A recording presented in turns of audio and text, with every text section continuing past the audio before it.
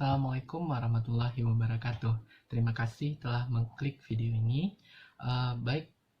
Sebelum saya memaparkan lebih lanjut mengenai diskusi kita mengenai Mahkamah Konstitusi, ada baiknya saya memperkenalkan diri saya terlebih dahulu.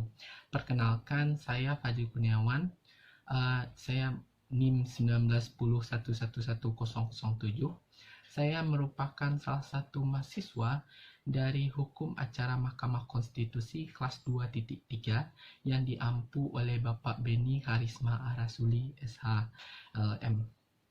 Baik, pada kesempatan kali ini saya akan membahas mengenai kewenangan dari Mahkamah Konstitusi dalam menciptakan The Guardian of the Constitutional. Baik, sebelum saya memaparkan, saya nantinya akan sedikit membahas mengenai sejarah dari Mahkamah Konstitusi itu sendiri. Selanjutnya, kedudukan dari Mahkamah Konstitusi itu sendiri, kewenangan dari Mahkamah Konstitusi itu sendiri.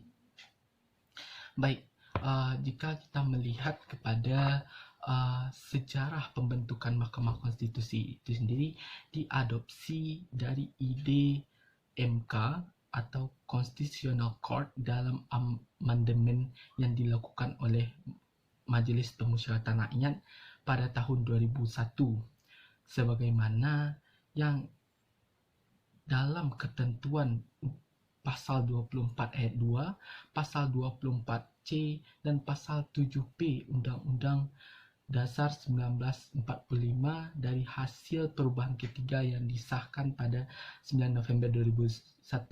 Nah, dari sinilah ide pembentukan MK merupakan salah satu perkembangan pemikiran hukum dan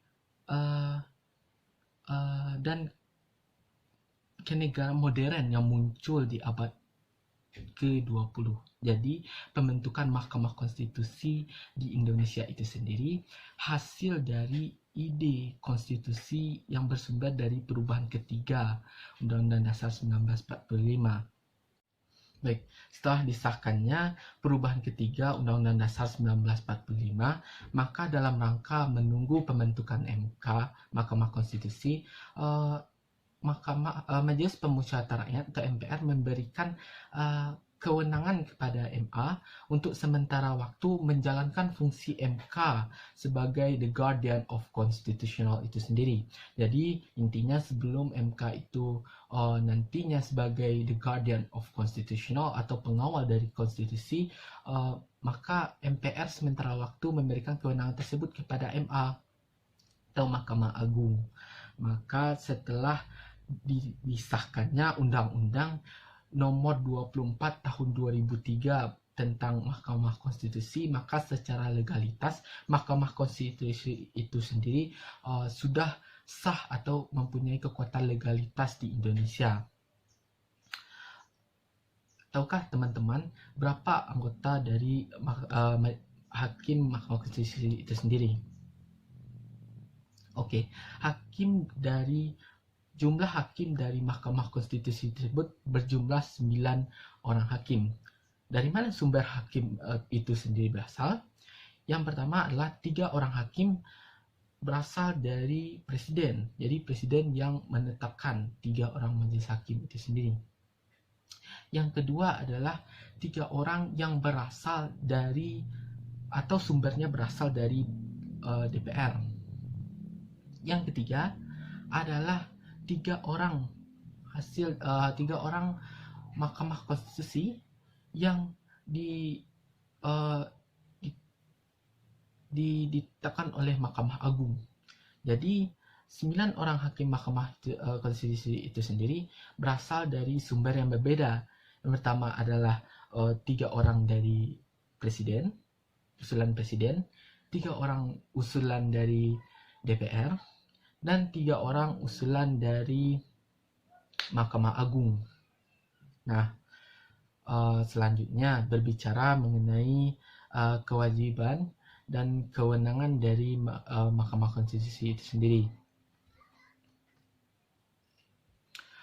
Berbicara mengenai kewajiban dan kewenangan dari Mahkamah Konstitusi sendiri terdapat di dalam Pasal 24 ayat 2 Undang-Undang Dasar 1945 yang menyatakan bahwasanya kekuasaan kehakiman dilakukan oleh sebuah Mahkamah Agung dan badan peradilan yang berada di bawahnya dalam lingkungan peradilan umum, lingkungan peradilan agama, lingkungan peradilan militer, lingkungan peradilan tata usaha negara atau TUN, dan Mahkamah Konstitusi.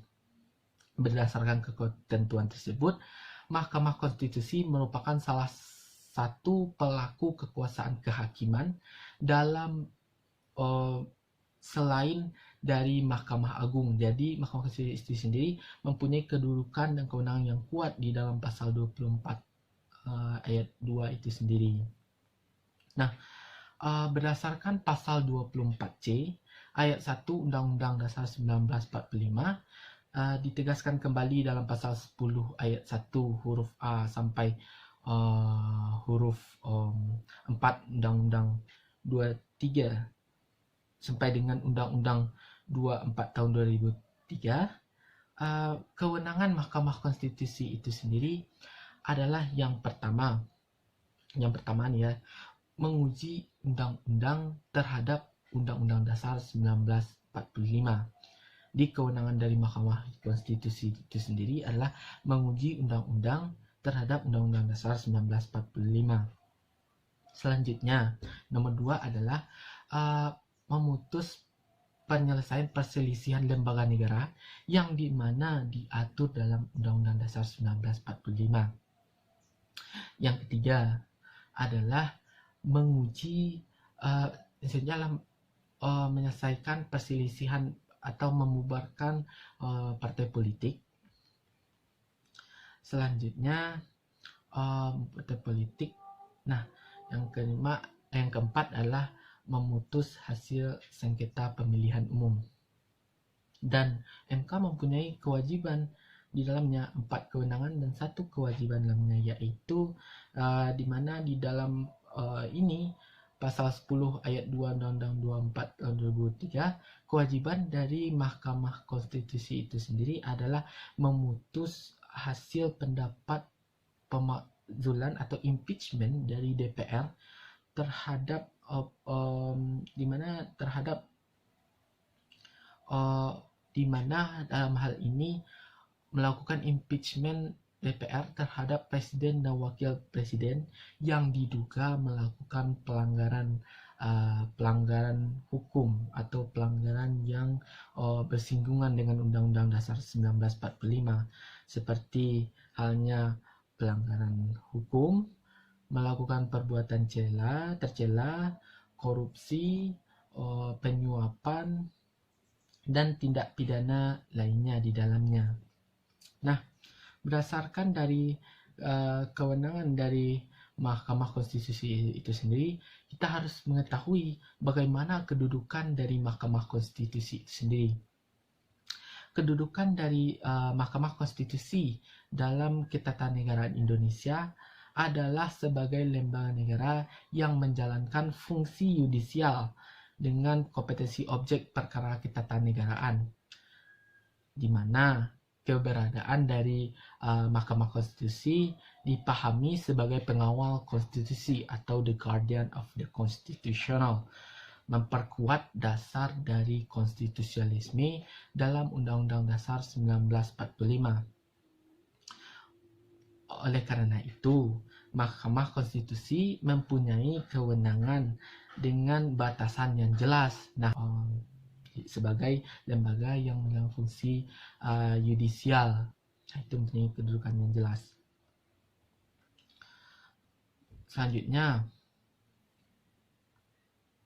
dari kedudukan dan kewenangan dalam Mahkamah Konstitusi sendiri, saya ingin mencoba mengkerucutkan mengenai kewenangan dari Mahkamah Konstitusi sendiri dari 4 kewenangan dan 1 kewajiban dari Mahkamah Konstitusi sendiri, yaitu yang pertama tadi menguji undang-undang terhadap Undang-Undang Dasar 1945, menyelesaikan perselisihan lembaga negara yang berada di bawah Undang-Undang Dasar 1945, selanjutnya memutus dan membubarkan partai politik.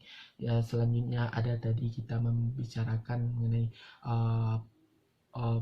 penyelesaian sengketa hasil pemilihan umum, dan yang mempunyai satu kewajiban yaitu memutus pendapat DPR yang berkaitan dengan pemakzulan atau impeachment terhadap presiden dan wakil presiden yang diduga melakukan pelanggaran terhadap Undang-Undang Dasar 1945. Saya tertarik di sini ingin membahas mengenai kewajiban dari Mahkamah Konstitusi sendiri, yaitu memutus perselisihan pendapat DPR mengenai impeachment atau pemakzulan dari presiden dan wakil presiden terhadap pelanggaran yang bersinggungan dengan Undang-Undang Dasar 1945. Nah, ini yang sangat menarik bagi saya, bahwasannya jika nantinya hal ini disengketakan, presiden atau wakil presiden disengketakan nantinya oleh DPR kepada Mahkamah Konstitusi, bagaimanakah tata cara dari proses penyelesaian tersebut?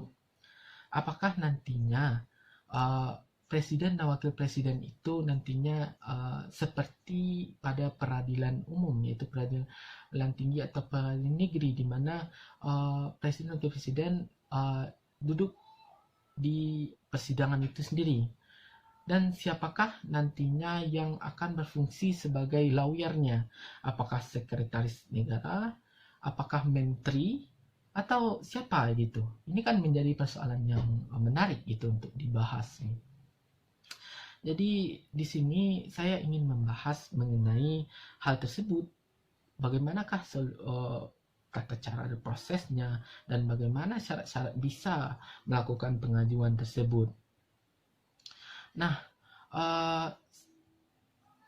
setelah dilakukan amandemen Undang-Undang Negara Republik Indonesia sendiri, telah banyak merubah sistem ketatanegaraan, terkhususnya lembaga konstitusi itu sendiri. Jadi, syarat dari nantinya presiden itu dapat DPR dapat melakukan impeachment kepada presiden ke Mahkamah Konstitusi sendiri, ada syarat-syaratnya yang harus dipenuhi terlebih dahulu. Nah, sesuai dengan pasal 7A Undang-Undang Dasar Negara Republik Indonesia, hanya terdapat dua kelompok alasan pemberhentian presiden dan wakil presiden yang dapat dimohonkan kepada MK untuk diputus apakah terbukti presiden itu melanggar hak konstitusional yang terdapat Undang-Undang Dasar 1945, atau presiden sama sekali tidak bertentangan dengan Undang-Undang Dasar 1945. Yang pertama yaitu ya jelas presiden melakukan pelanggaran hukum dan tidak lagi memenuhi syarat sebagai presiden dan wakil presiden sebagaimana yang telah diatur dalam Undang-Undang Dasar 1945. Alasan kedua adalah alasan hukum yang ditentukan secara limitatif atau terbatas, yaitu hanya pelanggaran hukum yang berupa pengkhianatan terhadap negara, korupsi, penyuapan, dan tindak pidana lainnya atau perbuatan tercela. Nah, setelah nantinya jika diduga melakukan pelanggaran tersebut, siapa yang bisa melakukan permohonan kepada Mahkamah Konstitusi sebagai legal standingnya? Tidak bisa semua orang untuk melakukan pemakzulan kepada presiden ke Mahkamah Konstitusi. Ada orang-orang tertentu yang bisa mengajukannya. Jadi permohonan yang diajukan kepada Mahkamah Konstitusi diajukan oleh pimpinan DPR. Nah, yang mengajukannya adalah pimpinan DPR itu sendiri dengan melampirkan dahulu keputusan paripurna DPR, apakah terpenuhi semua syarat-syaratnya, dan kemudian nantinya baru bisa diajukan ke Mahkamah Konstitusi. Jadi yang pertama adalah yang bisa mengajukan adalah pimpinan DPR dengan melampirkan seluruh bukti-bukti persyaratan yang hasil dari paripurna DPR itu, baru bisa diajukan ke Mahkamah Konstitusi. Nah, selanjutnya dari hasil rapat paripurna itu sendiri, berapakah harus kategori yang bisa untuk melakukan tersebut? Nah, di dalam keputusan paripurna, sidang paripurna itu tersebut harus dihadiri oleh 2/3 jumlah dari anggota DPR itu sendiri. Jadi 2/3 anggota yang harus hadir dalam sidang paripurna mengenai impeachment presiden dan wakil presiden tersebut. Jika tidak terpenuhi bagaimana? Tentu tidak sah nantinya jika diuji kepada MK. Nah, selanjutnya permohonan itu harus memuat uraian mengenai tanggal dan waktu kejadian. Selanjutnya bagaimana presiden tersebut melanggar dugaan pelanggaran hukum terhadap undang-undang dasar tersebut, bagaimana kronologinya dan harus dijelaskan di dalam permohonan tersebut. Jadi bagaimana kesimpulannya harus kita dapatkan dalam video ini. Dari video ini saya mencoba menyimpulkan Mahkamah Konstitusi sebagai hasil pemikiran dari amandemen ketiga Undang-Undang 1945 telah berhasil membentuk sebuah The Guardian of Constitutional, di mana hasil pemikiran ini semakin memperkokoh dan mempererat dari konstitusi negara kita. Mengenai kewenangan dari Mahkamah Konstitusi, tadi kita telah membicarakan ada 4 kewenangan dan 1 kewajiban. Dan mengenai kewajiban dari Mahkamah Konstitusi sebagai memutus pendapat dari Dewan DPR itu terhadap pemakzulan atau impeachment terhadap presiden dan wakil presiden, harus dilakukan. Permohonan tersebut diajukan oleh pimpinan DPR dengan memuat bukti-bukti yang jelas, mana permohonan presiden dan wakil presiden itu mempunyai batasan yang limitatif terhadap undang-undang dasar, di mana presiden hanya dapat diberhentikan oleh MK, diputus oleh MK jika melanggar dugaan melakukan pelanggaran hukum, perbuatan tercela, korupsi, penyuapan, dan tindak pidana lainnya. Di dalam batasan ini, MPR tidak bisa sewenang-wenang dalam memutus presiden. MPR hanya bersifat eksekutor. Yang memutus sengketa ini apakah benar presiden dan wakil presiden itu bersalah hanyalah MK yang berwenang. Dan MPR hanya bertugas untuk melakukan eksekutor saja. Maka mari kita bersama-sama mengawal konstitusi negara kita supaya mencapai konstitusi yang benar bermanfaat bagi nusa dan bangsa. Itu saya Fajri Gunawan mohon pamit undur diri. Terima kasih telah menonton video ini. Sampai jumpa di episode selanjutnya dan salam konstitusi.